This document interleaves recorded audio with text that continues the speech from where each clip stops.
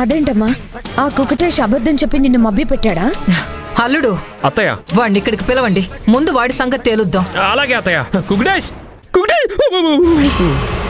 ఆపుతారా? మీకేమైనా బుద్ధుందా? వాడు అబద్ధం చెప్పని ఇంకేమైనా చెప్పని, కానీ మీ కడుపు నింపాడు. అలాంటి వాడి కడుపు మీద కొడతావా కాదంబరి? ఆ నీలవేణి తను చేసిన పచ్చడి తినాలని అలా చేసింది.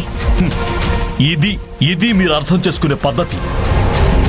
నువ్వు ఆకలితో ఉండకూడదని నీలవేణి అలా చేసింది. అందులో వాడి తప్పేముంది?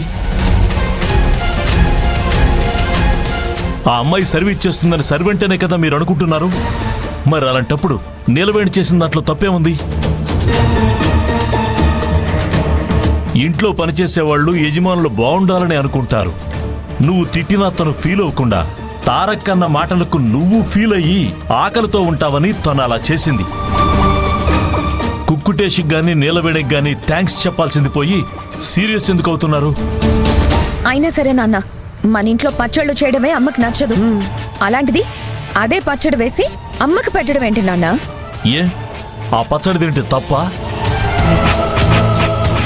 అంటే నీలవేణి పెట్టిన పచ్చడి మెతుకులు కాదాంబరి అత్తయ్య తింటే చిన్నతనంగా ఉంటుందేమోనని. ఇక ఆపుతావా? తినేటప్పుడు మాత్రం లొట్టలేసుకుంటూ తింటావు, ఇలా ఫిట్టింగ్లు పెట్టేటప్పుడు మాత్రం పచ్చడి వేరు పరమాన్నం వేరు అని మాట్లాడతావు. జానుడు కడుపు నింపుకోవడం కోసం ఇన్ని వేషాలెందుకు? అది కాదు మావయ్య గారు, విషయం ఏంటి? మాట్లాడుకో. మీ అత్తయ్య అన్నం తిందని సంతోషపడకుండా అలా ఎలా తింటారని అడిగావు చూడు, అక్కడే నీ బుద్ధి బయటపడింది.